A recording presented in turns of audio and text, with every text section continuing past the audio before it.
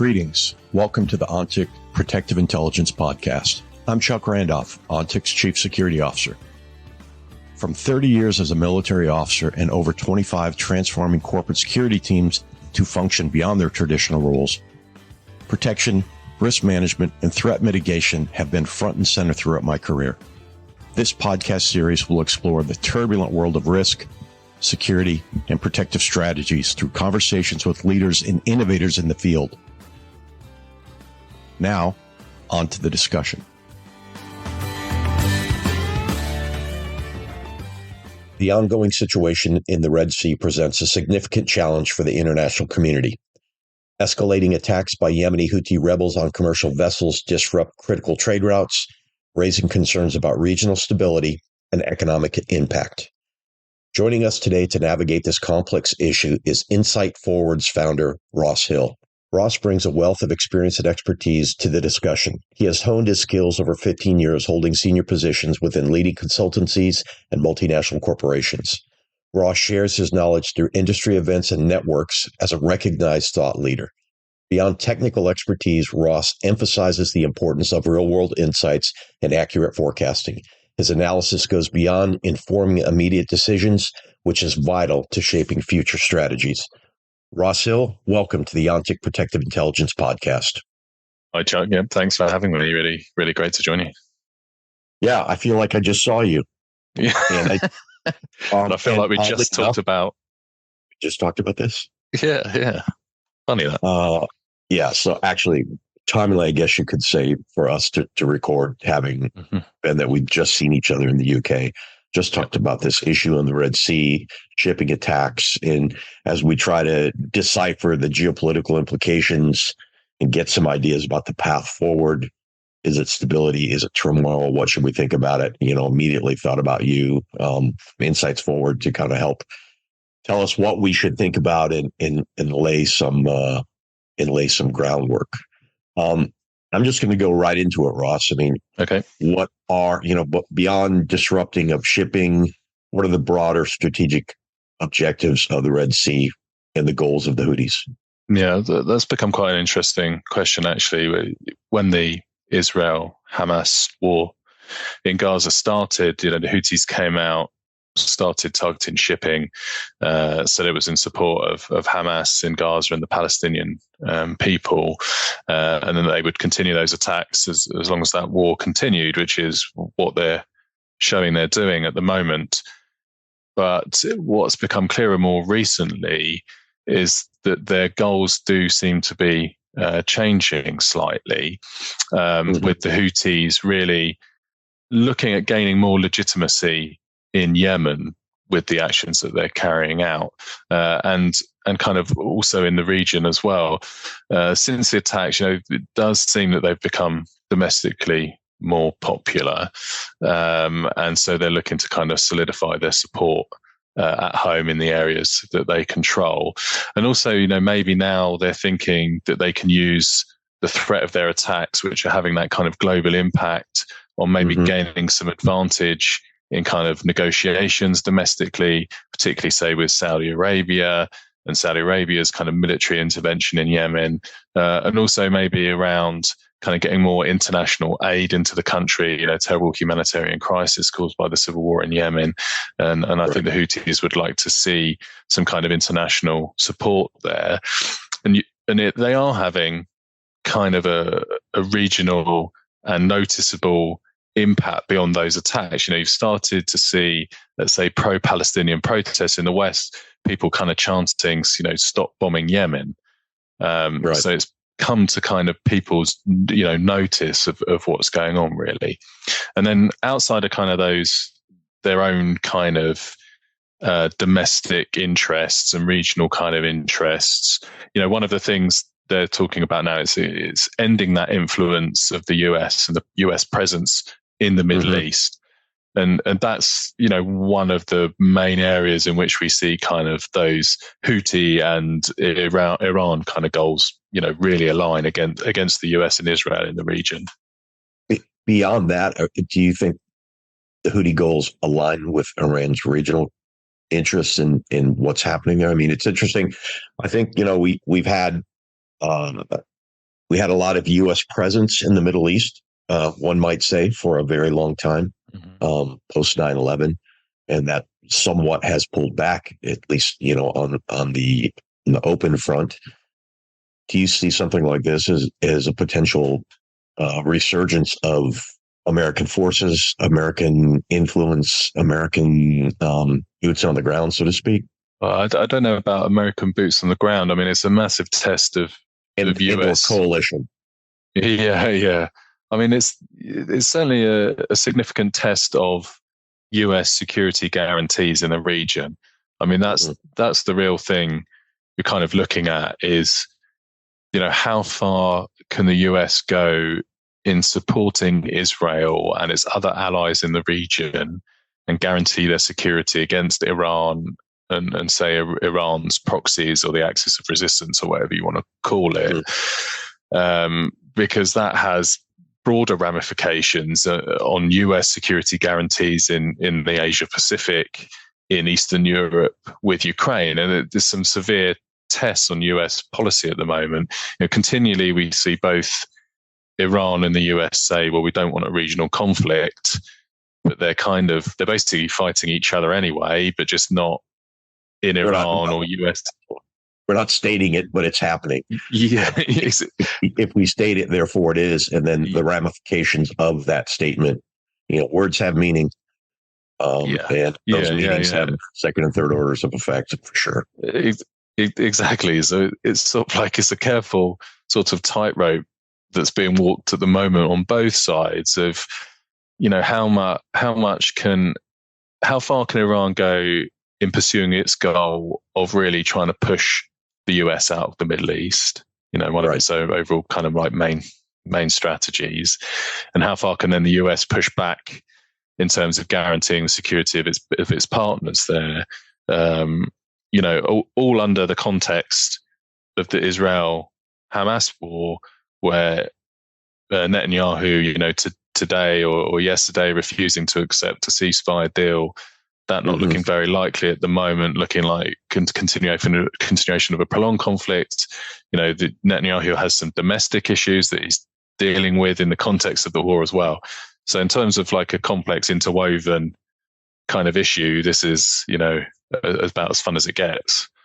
Well, yeah. And smack dab in the middle of all that is multinational organizations who are in the middle of that washing machine, if you will, of issues, trying to navigate the Red Sea. It certainly is something to note. And as I think we should probably get into it later, but the second and third orders effect of the lagging crisis and what that means down the road. But I want to ask about evolving capabilities. I mean, Houthi's growing military capabilities, they're getting more sophisticated using drones, they're using missiles. What does this escalation mean for regional security threats? So the DIA actually just declassified a report, showing that increased kind of military ties between Iran and the Houthis. So Houthis getting more advanced drones and other weaponry from Iran. And that just makes them more of a threat in the region. They already had the capability to target shipping. They already had the capability to target, say, Saudi Arabian oil infrastructure, that kind of thing. Increased, military capability as supplied by Iran. We just have that as a growing threat. Yeah, interesting, especially that the declassified report came in my inbox. I'm looking forward to reading it on the plane on the way home. I mean, Yemen starts to become an important regional actor, as you indicate, and they already threaten Saudi, but now maybe have better access to weapons. I mean, something else I've seen as well in the news, Ross, is the undersea cable articles, which is not. I mean, I don't think is an actual new issue, but it's newly resurfaced, if you will. I have some thoughts as to why that might resurface. Can you shed any light on this for us? I mean, there was some reports. I think it was CTEC released a report around the end of December last year, about the Houthi threat to undersea cables, and that was because we were seeing some some kind of reports on social media of that, and then it sort of disappeared. But in the last few days, that's come back again, and I think there seems to have been, the Houthis actually releasing a threat on one of their linked Telegram channels, saying that they could target those. I mean, I don't have the technical specifications of the undersea cables in the region, honestly. I haven't had a look. Generally, those cables are pretty deep, hundreds of meters deep on the seafloor. So to actually have the capability to target those, I think, I'm not sure the Houthis have that, honestly. They would have to partner with somebody. Yeah, they absolutely. I also wonder, since we saw the cabling issue in the Russia-Ukraine war, is that now, hey, it's in a world where, again, words have meaning and information warfare is just as important as the physical aspect. Just merely throwing out there that we're thinking or doing, does that create any consternation? Does it create any worries, I guess, or disrupt anything that's going on? I agree, though, like capability wise, you got to get someone down there or something down there. Could be a drone, could be many things. Mm-hmm. It's got to be able to do what it says it's going to do. And it's not like it's just, I think they're a little hardier than one thinks. Yeah. I mean, I suppose, maybe you could, I guess the way they normally get done, don't they normally get done by fishing trawlers and stuff. Mm-hmm. So I guess, if you knew exactly where they were, you could probably drag an anchor across it or something. I don't know if that's a possibility. My knowledge of that is... I haven't seen any more articles out other than the same ones you probably have too, talking about, that C-Tech article and then the Telegram issue. But I agree with what you're saying overall in the sense of, the Houthis would have seen the disruption they've been able to cause by their attacks on shipping, which, they haven't sunk a ship and appear to have caused, hugely significant damage to any ships there, but they've essentially, sort of shut down, or at least partly shut down, one of the world's key shipping routes with their activity. So, threatening then, data cables is another way of just kind of showing like this is how disruptive we can be. We can be, we can be a global actor from a very limited scale. Well, and I mean, we talked about this before. I mean, personally, the idea of information, when you throw all this in here, cyber, all these other asymmetric risks that can be thrown into the mixture, if you will. And you're right, it is somewhat makes, when we get on the playground and it comes blow to blow, that's a different story. But before we get to the playground, it's an equalizing element. Information, data, all those things can say, hey, I can cause disruption without even leaving my living room.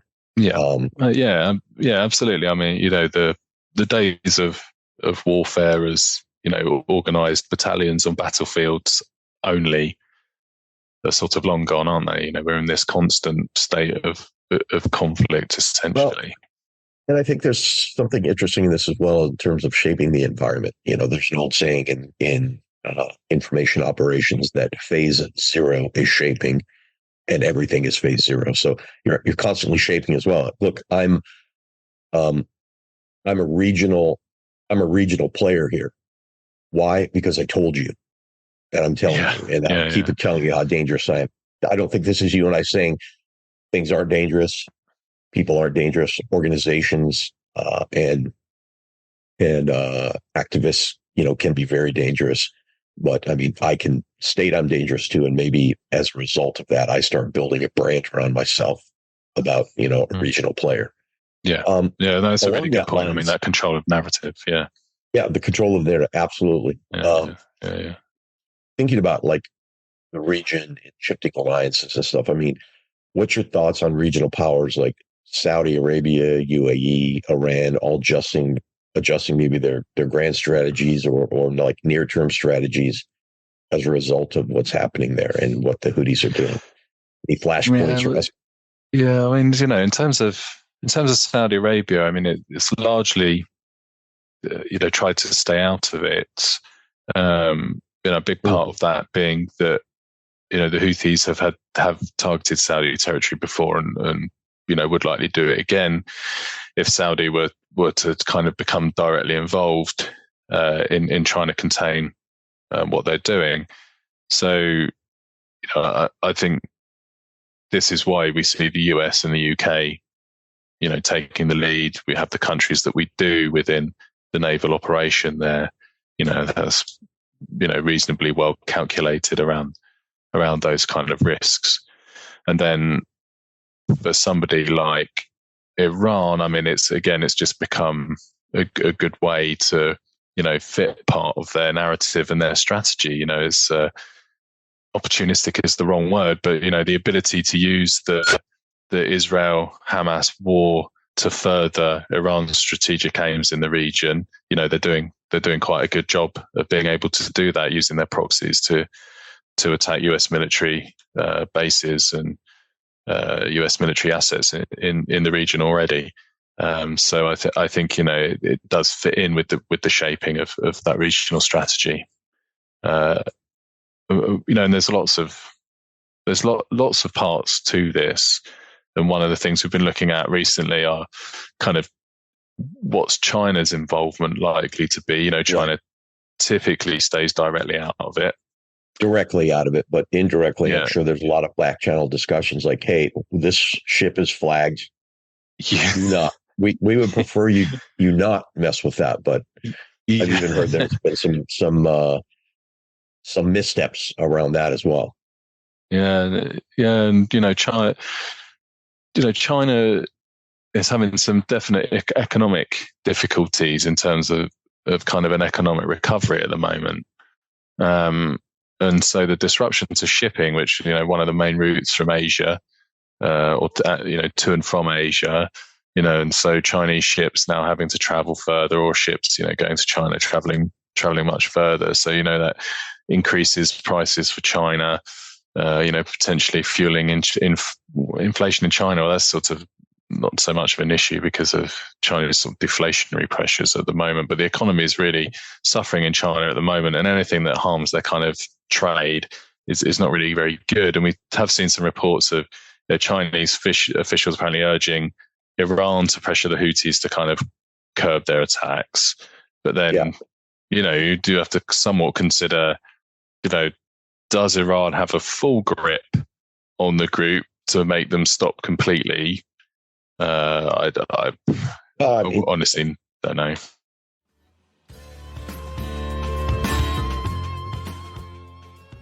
We'll get back to the conversation in just a moment, but first, I wanted to tell you about the ONTIC's Center for Connected Intelligence.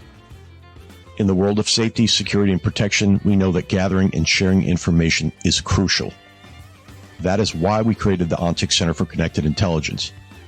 The center is a hub for the ongoing exchange of security strategies and best practices, insights on current and past trends, and sharing valuable learnings through expert discussion and analysis. It's made up of seasoned experts with decades of experience across a wide range of disciplines. To find blogs, podcasts, webinars, white papers, and more, check out the center by visiting ontic.co/center. That's ontic.co/center. Well, I think there's an interesting conversation here too. Like, what do the Houthis want?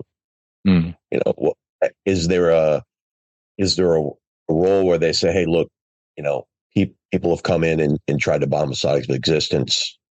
It didn't work. We're still here.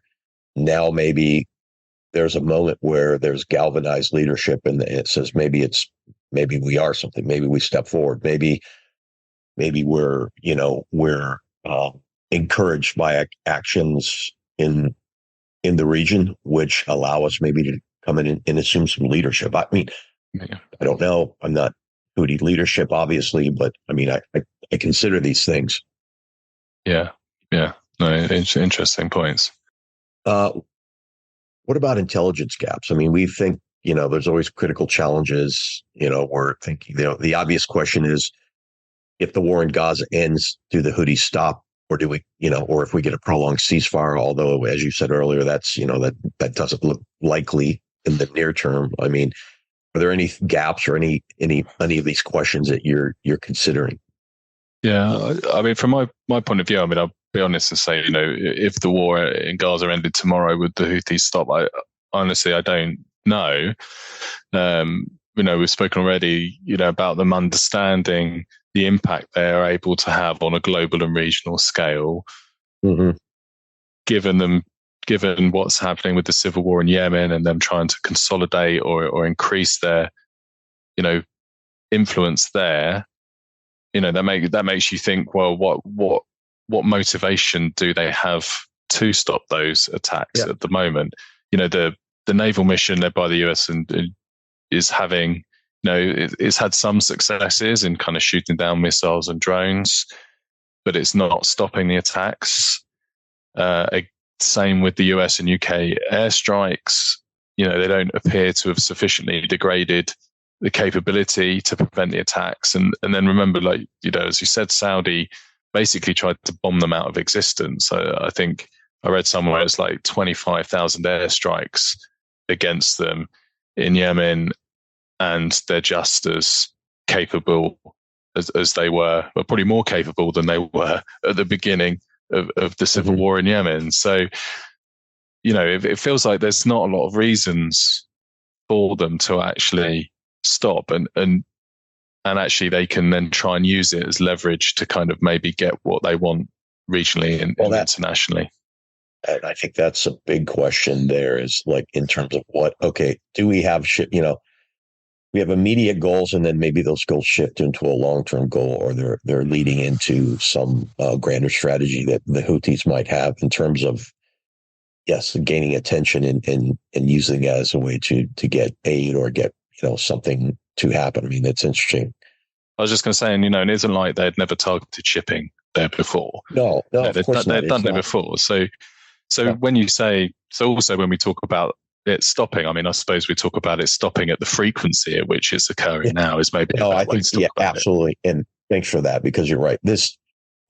These types of issues, this isn't just like a brand new issue. We've experienced these before. We will experience them again. I mean, it's it's an important passage. It's an important economic passage. I mean, think about this. I mean, what do you, let's just think, in all of this, again, you have corporations, organizations, multinationals all playing a role in this. I just don't mean US based, European based, Middle Eastern based multinationals. I mean, what about Egypt alone? If we think about the implications to both economies and corporations alike within that region, I mean, what are your thoughts about the effects to the corporate world, or the organization world, I guess, if you will?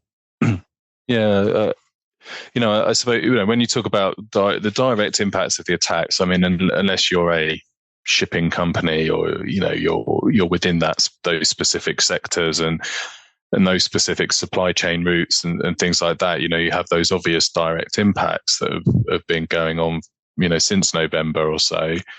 But for a lot of multinationals, it really is those kind of second and third order effects, because of the impacts those attacks are having. So I think, we can look at inflation.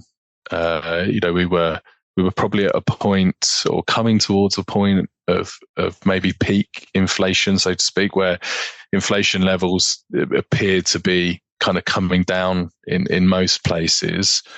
But, I think we have to consider that there's some kind of like lagging effect here of the shipping routes.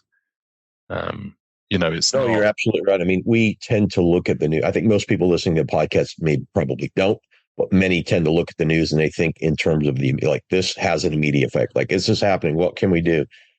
And a lot of these things, we're not going to fully feel this for 6 to maybe 18 months.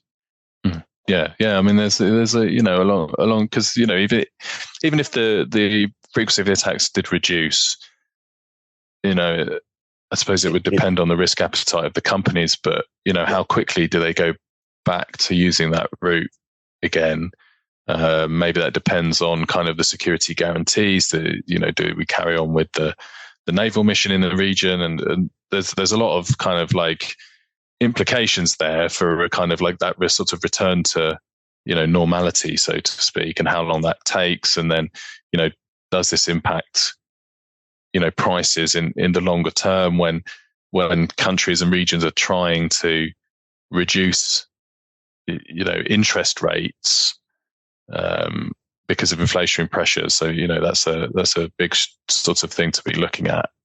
Well, and if you scale it up, I mean, look, this is a year of elections around the world. Elections mean politicians, discussions, policy discussions, potential policy shifts, and in the midst of all this, you have multiple crises going on around the world. I mean, it is a terrible card game, or a terrible house of cards, or domino game, or whatever you want to say, in terms of like, these little things and then the effects of them. That, again, you're right. Like, it happens now, even if it curbs, it doesn't mean we won't feel it, play out in the business world. We won't, we'll continue to hear about this on Bloomberg, CNBC, Wall Street Journal, all those other places, as we see rates and things rise as a result of, shipping issues. Yeah. And then, the reduction in that traffic through the Suez Canal has been particularly bad for Egypt, obviously, reducing their income quite significantly. And, they've got some, foreign currency availability problems, pressure on their own domestic currency. They were increasing prices. And Egypt is a country that imports a lot of food, wheat in particular. That's what, wheat prices have already been rocky because of what's been happening with Russia and Ukraine. And so this is, a real negative indicator for Egypt, really, for domestic unrest, I think, if they can't stabilize. In the conversation we had at dinner a couple of weeks ago around this, kind of started around, you and I are people that review the Arab Spring. And one of the factors that you pointed out years ago around that was around some food issues and food crisis. And we see that again. I don't think this is you and I saying Arab Spring 2.0 by any means, but I mean, just the long-term implications, like the smallest things have combined, end up having a large effect. Absolutely. Yeah. Ross, one of the things I am always like, triggers, indicators, signposts, forecasting. I don't like to use the word prediction. I got that from you. We like to forecast. I mean, what are the triggers and indicators that you're looking at, that you might share, that you're looking at for customers and clients? I mean, what should people be thinking about here? Well, I think a vessel being sunk in the Red Sea, I think that would certainly be something to look out for. We haven't seen anything to be damaged, commercial vessel being damaged that badly yet. Also, potentially, sinking a Navy vessel, it might be a bit more extreme and maybe slightly less likely, but those would sort of force, again, the US to sort of maybe step up its retaliation. And especially now where we're seeing those DIA reports of increased, advanced Iranian weaponry, it becomes a thing of like, it becomes this sort of pathway to, at what point does the US have to kind of like more specifically start targeting Iran in the region? And, if we ended up with kind of, I don't know, more US casualties from, Iranian proxy attacks, or, Houthis kind of expand attacks beyond shipping, start to kind of look at US military assets in the region as well. Maybe look at Saudi, the UAE, that kind of thing. If we started seeing an expansion of that activity, I think, they're the kind of things we'd be looking at in terms of an escalation. Yeah, that's great. And I appreciate that, because oftentimes in these things, as you and I have done many times in the past, like, great, these are happening. How do we figure out what the monitoring, what do we monitor for? What do we monitor against? How do we, because at some point you need to go to a decision maker or somebody up the chain who wants to understand, like, how are we affected? What should we be thinking about? So I appreciate you taking time and going through this with us. Yeah, I mean, there's that big thing, isn't there, of when you're in an organization, we're working with clients. I mean, doing that. So what? So what to the client from all this? There's some of those broader indicators and that I've given. That's fine, but it's it's like, how do you understand what your organization or your client's operations are in the region, and how they might be impacted is really kind of where you want to go next on those. Yeah, for sure. I mean, always when you see the issue, you do have to ask, so what to us? Yeah. But then but I believe sometimes you have to drill down on that as well, like, so what to us, and then click down a couple so what's, because there could be some devil in the details that you're unaware of. What is your supply chain? Hey, I make action figures. Great. Where does your supply chain come through? Where do where are the places in this that you might be able to look and predict, issues?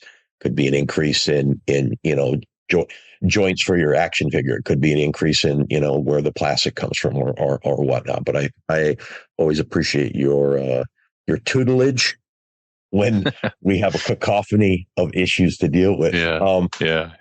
Ross, I know Insight Forward does the Pestle and Mortar, which I think is an amazing newsletter. Tell us a little bit about that and also how people can subscribe and find that. So actually we're quite active, particularly on our LinkedIn page. We provide very active. Yeah, we like to post on there. We do a lot of what we think are good intelligence requirements that we should be asking. We post those just to try and kind of get the conversation going about, okay, what are the key questions to ask about these kinds of, risks or threats we're facing. We do a lot of reading lists, recommended reading or suggested reading, and then the odd short article. And Pestle and Mortar is our kind of weekly newsletter, summarizing some of what we think the key geopolitical developments are. Globally, you can get it on our website, or you can sign up and get it by email. And I would say the intelligence requirements that you guys put out in terms of like those infographics. I know I'm dating myself with that word, but I think is important and vital, because a lot of people, I think that becomes a problem area for them. How do I start? So I appreciate that you and the team are putting those out to say, hey, look, here you go. If you don't know where to start, we'll help you. And that's, of course, that's free of use. So I think anyone listening, you can find Ross out on LinkedIn and follow the Pestle and Mortar and all. I mean, I have the latest one, I think about Chinese population, again, downloaded for my plane flight home tonight. So I appreciate that. Yeah, populations that's a really interesting thing, because that'd be another whole podcast. Oh, I know. And if we only had an hour plus podcast, we would dig into these things so much more, my friend. Ross, I really appreciate you taking time to kind of walk us through a complex issue and what we should think about with this crisis in the Red Sea and the implications to organizations. I really appreciate it, mate. No, thanks, Chuck. I really enjoyed being on, and hope to join you again soon.